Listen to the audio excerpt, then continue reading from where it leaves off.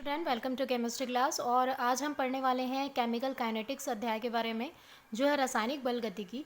रासायनिक बल गतिकी जनरली होता क्या है, जो रासायनिक अभिक्रिया होती है, ठीक है, उनमें उनकी गति को निर्धारित करना या फिर उनके गति के वेग को हमको मेजरिंग करना, ये केमिकल काइनेटिक के अंतर्गत पढ़ते हैं। तो सिंपल चीज़ है, यह रसायन की वह शाखा है जिसमें किसी रासायनिक अभिक्रिया के वेग को या वेगों को प्रभावित करने वाले कारकों के बारे में अध्ययन करते हैं। यहाँ पे मैंने मेंशन नहीं किया, आप चाहो तो कर सकते हो।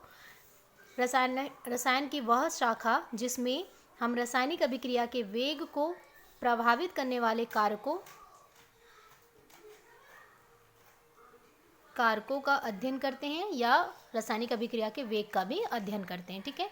तो केमिकल काइनेटिक जो होता है, हम केमिकल रिएक्शन के स्पीड को डिनोट कर सकते हैं। तो टोटल आपको मालूम है कि केमिकल रिएक्शन जो होता है, केमिकल रिएक्शन वेरियस टाइप के होते हैं, बहुत सारे प्रकार के होते हैं।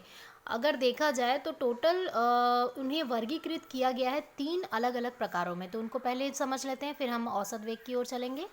नहीं मिला तो केमिकल काइनेटिक को वर्गीकृत किया गया है 3 वर्गों में। पहला है आपका इंस्टेंटनियस रिएक्शन, जिसको हम लोग ताक्षणिक रिएक्शन भी बोलते हैं, या ताक्षणिक, हम जब वेग ज्ञात करते हैं, ताक्षणिक अभिक्रिया जो सडन होती है, बहुत स्पीड फॉर्म में होती है, ठीक है, क्लियर हो रहा है। वो केमिकल रिएक्शन जो बहुत ही फास्ट होती है, जिसको हम फास्ट केमिकल रिएक्शन भी बोलते हैं, वो होता है इंस्टेंटनियस रिएक्शन, जिसको हम ताक्षणिक बोलते हैं, सडन कंप्लीट हो जाना। और जनरली इसके जो टाइमिंग होते हैं वो 10⁻⁻14 टू 10⁻⁻16 सेकेंड, पिकोमीटर सेकेंड से भी, मतलब जो आपका पिको सेकंड होता है उससे भी कम टाइम लेता है, और ये बहुत कम टाइम में कंप्लीट हो जाता है। मतलब आपका रिएक्टेंट से प्रोडक्ट में कन्वर्ट हो जाता है इतने कम टाइम में, ठीक है, क्लियर हो रहा है ये चीज़।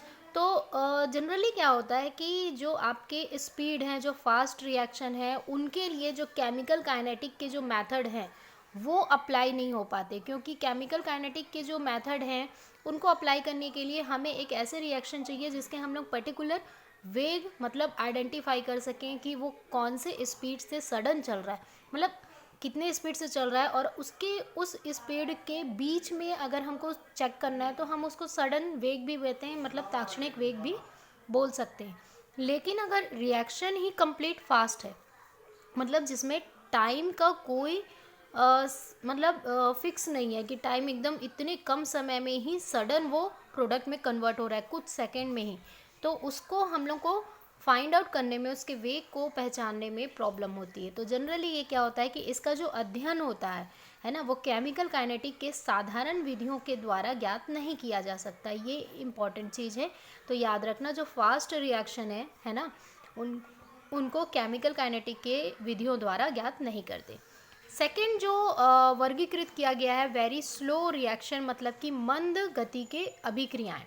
जैसे कि आपके बुक में दिया हुआ है, जितने भी मंद गति की अभिक्रियाएं हैं, जैसे हम बोल सकते हैं कि शोरबा का बनना, या फिर आपका शराब का बनना, अल्कोहल का निर्माण होना, साथ ही साथ जंग लगना, है ना, Fe, मतलब आयरन में जंग लगने की जो प्रक्रिया है वो काफ़ी मंद गति की होती है, मतलब काफ़ी स्लो टाइम, मतलब बहुत टाइम पीरियड में, या तो 1 महीना लेगा, वो कई साल भी ले सकते हैं, कई मंथ में ये ड्यूरेशन चलता है कि वो रिएक्टेंट धीरे धीरे धीरे धीरे, है ना, उसकी कॉन्सेंट्रेशन में टाइम बहुत लगेगा, और धीरे धीरे इनके कॉन्सेंट्रेशन में कमी होगी और प्रोडक्ट में फॉर्मेशन होता रहता है। तो इस तरीके से हम बोल सकते हैं कि बहुत ही मंद, मतलब वेरी स्लो रिएक्शन होता है। अब इन अभिक्रियाओं में जो वेग का जो हम आइडेंटिफाई करते हैं, उनकी भौतिक महत्व कुछ नहीं रहता, क्योंकि जनरली उनको क्या लगता है कि कई मंथ लग जाते हैं, उनको ईयर भी लग जाते हैं, तो उनका भौतिक महत्व नहीं होता है, ठीक है।